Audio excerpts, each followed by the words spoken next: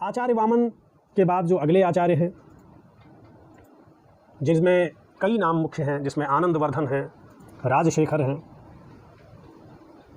क्षेमेंद्र हैं, अभिनव गुप्त हैं, मम्मट हैं, आचार्य विश्वनाथ हैं, हेमचंद्र हैं और पंडित राज जगन्नाथ। पंडित राज जगन्नाथ संस्कृत काव्य शास्त्र के अंतिम आचार्य हैं, जो 17वीं शताब्दी में वर्तमान थे, जिनकी पुस्तक रस गंगाधर। तो रुद्रट ने अपनी पुस्तक में भामह की ही काव्य लक्षण को दोहरा दिया था, ननु शब्दार्थो काव्यम, यानी भामह का प्रभाव काफ़ी दूर तक लंबे समय तक चला और बाद के कई आचार्यों ने भामह के काव्य लक्षण को थोड़ा घुमा फिरा कर प्रस्तुत किया। काव्य का लक्षण क्या है यह बताने के क्रम में, काव्य का स्वरूप तय करने के क्रम में 6 काव्य आत्मा सिद्धांत या काव्य संप्रदाय खड़े हो गए। अलंकार सिद्धांत, रीति सिद्धांत, ध्वनि सिद्धांत, रस सिद्धांत, वक्रोक्ति सिद्धांत और औचित्य सिद्धांत। किसी ने कहा काव्य की आत्मा अलंकार है, किसी ने कहा काव्य की आत्मा रीति है, किसी ने कहा काव्य की आत्मा ध्वनि है, किसी ने कहा काव्य की आत्मा रस है, किसी ने कहा काव्य की आत्मा वक्रोक्ति है, किसी ने कहा काव्य की आत्मा औचित्य है। ये काव्यात्मा संप्रदाय कहलाते हैं साहित्य शास्त्र में, और विद्वानों में खूब जमकर इस पर बहसें हुई। अपने मंतव्य को प्रकट करने के लिए इन आचार्यों ने अपनी अपनी पुस्तकें लिखी। ये गौर करने की बात है कि आज का समय नहीं था वो, न पुस्तकों को लिखना आज जैसा आसान था, जब कागज़ कलम ये सब भी बहुत मुश्किल से, कलमें थी ही नहीं, उस तरह की कागज़ थे ही नहीं। आप 15वीं शताब्दी के पहले की स्थिति आप देखेंगे तो कितनी मुश्किल थी।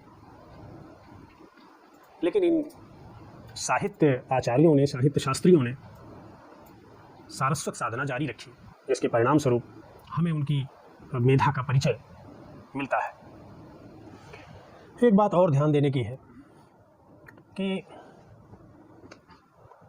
आचार्य भामह की काव्यालंकार पुस्तक के दरमियान ही अग्नि पुराण में काव्य के संबंध में एक श्लोक आता है। अग्नि पुराण का लेखन किस समय हुआ, इसको लेकर विद्वानों में मतभेद है। ज़्यादातर विद्वान ये कहते हैं कि अग्नि पुराण 6ठी शताब्दी के बाद का है, आचार्य भामह के बाद का है और दंडी के पहले का है।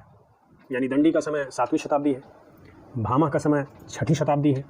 इस हिसाब से लगभग इसी समय अग्नि पुराणकार ने लिखा काव्य के संबंध में।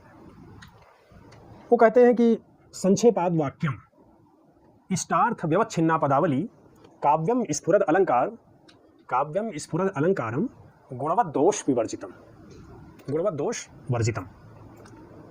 संक्षेप में इष्ट अर्थ को व्यक्त करने वाली, संक्षेपाद इष्टार्थम, संक्षेप में इष्ट अर्थ को व्यक्त करने वाली पदावली जिसमें अलंकार प्रकट रूप से हो, स्फुरद अलंकारम, जिसमें गुण हो और दोष न हो, गुणवत दोष वर्जितम, गुणों की उपस्थिति, दोषों की अनुपस्थिति, अलंकारों का प्राकट्य, संक्षेप में इष्ट अर्थ को व्यक्त करने वाली पदावली। यानी काव्य के लक्षण को अग्नि पुराणकार ने व्यवस्थित ढंग से कहने की कोशिश की। यह बात गौर करने की है कि दंडी अपनी पुस्तक काव्यादर्श में जब कहते हैं कि शरीरम तावदिष्टार्थ व्यवच्छिन्ना पदावली, तो उनके ध्यान में अग्नि पुराणकार की यह परिभाषा, यह काव्य लक्षण है। वह कहते हैं कि यह जो पदावली का मसला है, इष्टार्थ व्यवच्छिन्ना पदावली, शरीरम तावदिष्टार्थ व्यवच्छिन्ना पदावली, इष्ट अर्थ को व्यक्त करने वाली, अभिलषित अर्थ को, विवक्षित अर्थ को प्रकट करने वाली जो पदावली है, इसकी बात करना तो केवल शरीर मात्र है, बहिरंग मात्र है। दंडी ने इसे बहिरंग कहा, बाह्य अंग कहा, और अलंकार को उन्होंने काव्य की आत्मा माना, शोभाकारक तत्व माना। तो वह एक तरह से अग्नि पुराणकार पर व्यंग्य करते हैं कि शरीरम तावदिष्टार्थ व्यवच्छिन्ना पदावली, इष्ट अर्थ को, अभिलषित अर्थ को व्यक्त करने वाली पदावली तो केवल शरीर मात्र है। बाद में आपको मैंने बताया कि आचार्य वामन अलंकार के बिना काव्य को ग्रहण करने योग्य नहीं मानते। वह कहते हैं कि सौंदर्य ही अलंकार है।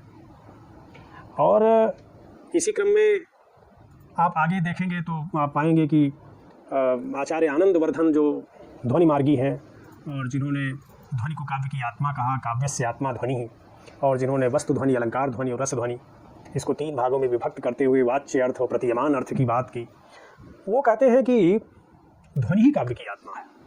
आनंदवर्धन ने अपने पूर्ववर्ती आचार्यों के मतों का खंडन किया और उन्होंने कहा कि अलंकार तो उसका एक बाह्य पक्ष है,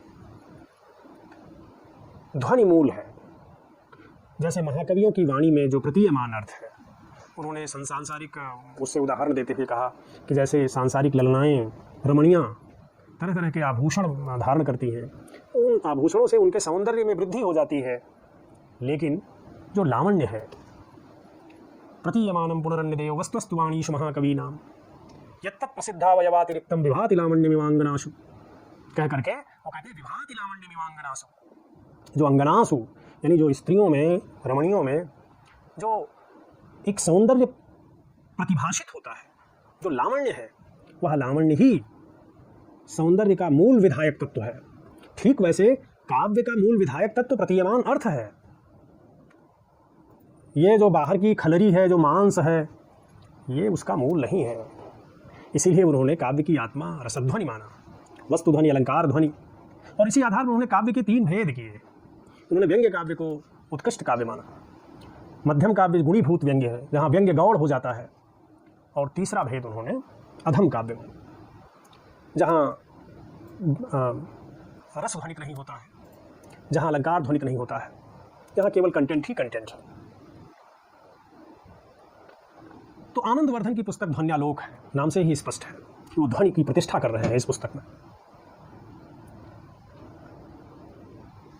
राजशेखर एक बड़े आचार्य हुए जिन्होंने अपनी पुस्तक काव्य मीमांसा में काव्य का विस्तृत विवेचन किया। उन्होंने वांग्मय के 2 भेद किए। उन्होंने कहा एक शास्त्र है, दूसरा काव्य है। शास्त्र है जिसमें ज्ञान के अलग अलग उपागम हैं, अधिष्ठान है, और काव्य जो भाव जगत से जुड़ा हुआ है, जो हृदय जगत से जुड़ा हुआ है, ज्ञान के तत्व ही जहाँ मनोहर ढंग से प्रस्तुत किए जाते हैं, वह काव्य है। उन्होंने कहा कि जो सुकुमार मति वाले लोग हैं, उनके लिए काव्य भी ज्ञान का एक महत्वपूर्ण स्रोत हो सकता है। उन्होंने बुद्धि के 3 भेद किए, स्मृति, मति और प्रज्ञा। अतीतकालीन बुद्धि स्मृति है, वर्तमानकालिक बुद्धि मति है, और भविष्यकालिक बुद्धि प्रज्ञा है। तो आचार्य राजशेखर ने अपनी पुस्तक काव्य मीमांसा में भी काव्य का निरूपण किया है। आचार्य मम्मट, जिनका समय 13वीं सदी है, आचार्य मम्मट ने अपनी पुस्तक काव्य प्रकाश में काव्य का जो लक्षण दिया वह बहुत महत्वपूर्ण है। तद्दोषौ शब्दार्थौ सगुणौ अनलंकृति पुनः क्वापि।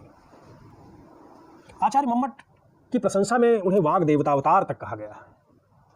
बड़ा आदर है संस्कृत काव्य शास्त्र में आचार्य मम्मट का। मम्मट कहते हैं, मम्मट एक तरह से पहले आचार्य हैं जिन्होंने अलंकार की सत्ता को गौड़ बना दिया। उन्होंने गुण और दोष, उन्होंने कहा गुणों की उपस्थिति आवश्यक है और दोषों का न होना आवश्यक है। जिस बात को अग्निपुराणकार ने कहा था, ध्यान देंगे, गुणवत दोष वर्जितम, उसी बात को आचार्य मम्मट कहते हैं अदोषौ तद अदोषौ। तद दोषौ लिखा है ना, दा में आ छिपा हुआ है, तद अदोषौ, दोष मुक्त, सगुणौ, गुणयुक्त, शब्दार्थौ, ये शब्दार्थों का विशेषण है। अदोषौ सगुणौ, दोष का ना होना, गुणों का होना। जिन शब्दार्थों में ऐसा होता है, अनलंकृति पुनः क्वापि। अलंकार वैकल्पिक हैं, अलंकार है तो ठीक है, नहीं है तो भी ठीक है। यानी बिना अलंकारों के काव्यत्व पे कोई क्षति नहीं पहुंच रही है, काव्यत्व का परिहार नहीं हो रहा है। इसके पहले के सभी आचार्य अलंकार को काव्य का जीवनाधायक तत्व मान रहे थे, काव्य का जीवन मान रहे थे। लेकिन आचार्य मम्मट ने पहली बार बहुत दृढ़तापूर्वक घोषणा की कि गुणों का होना बहुत जरूरी है, काव्य गुण ये बहुत जरूरी है, दोषों का ना होना जरूरी है, निर्दुष्ट काव्य हो, निर्दोष काव्य हो। और अलंकार वैकल्पिक है।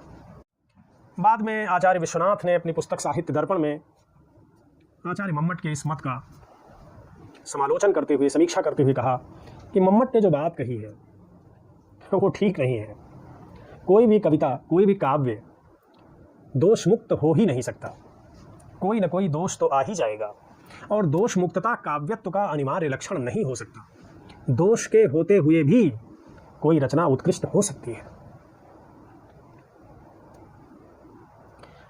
आचार्य विश्वनाथ ने कहा कि कोई मणि अगर किसी कीड़े के द्वारा उसका कुछ हिस्सा चाट लिया गया है, क्षतिग्रस्त कर दिया गया है, उससे उस मणि का महत्व खत्म नहीं हो जाता। निर्दोषता काव्य का अनिवार्य तत्व नहीं होना चाहिए। और उन्होंने रस को काव्य का केंद्रीय तत्व माना। बहुत प्रचलित काव्य लक्षण है उनका, वाक्यम रसात्मकम काव्यम। ऐसे वाक्य जिनकी आत्मा रस हो वे काव्य हैं। रसात्मक वाक्य ही काव्य हैं, यानी जिन्हें पढ़कर, जिन्हें सुनकर, जिन्हें देखकर श्रोता, दर्शक, पाठक के चित्त में आह्लाद का संचार हो,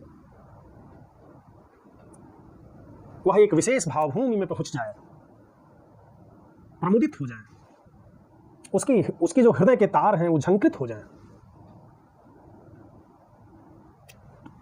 वो काव्य है। यह काम काव्य ही कर सकता है। रसात्मकता उसका केंद्रीय तत्व है। रसात्मकम वाक्यम काव्यम।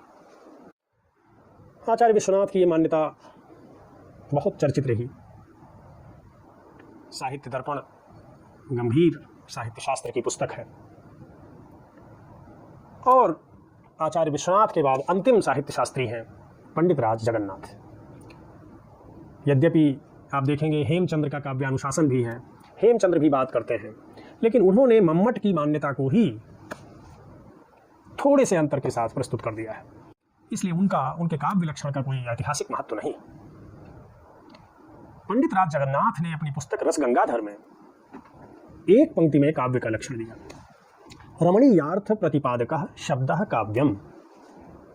रमणीय अर्थों का प्रतिपादन करने वाले शब्द काव्य हैं। पंडित राज की इस कारिका में, इस काव्य लक्षण में 2-3 शब्दों पर ठीक से ध्यान देने की जरूरत है। एक तो एक शब्द, इसके पहले आपने देखा कि शब्दार्थ की बात की जा रही है, वाक्य की बात की जा रही है। पंडित राज जगन्नाथ पहली बार शब्द को कहते हैं कि शब्द ही काव्य है, जो रमणीय अर्थ का प्रतिपादन करे। रमणीय यानी रमण करने योग्य, जिसमें मन रमे, जिसमें हम रम जाएं, जिसमें हम अपने को भूल जाएं, जो हमें हमारी अंतरात्मा के लिए प्रीतिकर हो, लालित्यपूर्ण हो, वही काव्य है। और एक तरह से पंडित राज जगन्नाथ ने अपने इस काव्य लक्षण में पूर्ववर्ती मान्यताओं का समाहार किया है। वह अलंकार से यह स्थिति बन रही है, रीति से बन रही है, गुणों से बन रही है, रस के समावेश से बन रही है, लेकिन महत्वपूर्ण है रमणीयता, कि हम रमण करने की स्थिति में पहुंच रहे हैं और काव्य घटित हो रहा है। तो काव्यात्मा संप्रदायों को अगर आप इसके साथ जोड़कर देखेंगे तो आप पाएंगे कि आचार्य क्षेमेंद्र ने अपनी पुस्तक औचित्य विचार चर्चा में कहा कि औचित्य ही काव्य का जीवनाधायक तत्व है, जिस पर दूसरे प्रकरण में, अन्य प्रकरण में मैं बात आप लोगों से करूंगा। तो ये संस्कृत आचार्यों के काव्य के संबंध में अभिमत है। काव्य के संबंध में उनका अपना विचार था, जो उनकी अपनी अपनी पुस्तकों में आए हुए हैं। पश्चिम में काव्य के संबंध में किस तरह के विचार आए, चाहे वो यूनान से आए शुरू में, ग्रीक में, और बाद में वो यूरोप के अलग अलग हिस्से से विद्वानों ने काव्य के संदर्भ में जो विचार किया, वे हिंदी साहित्य में, साहित्य के संदर्भ में काव्य के संबंध में जो विचार आए हैं, उन्हें मैं अगले वीडियो में आप लोगों से साझा करूंगा। आज इतना ही। धन्यवाद।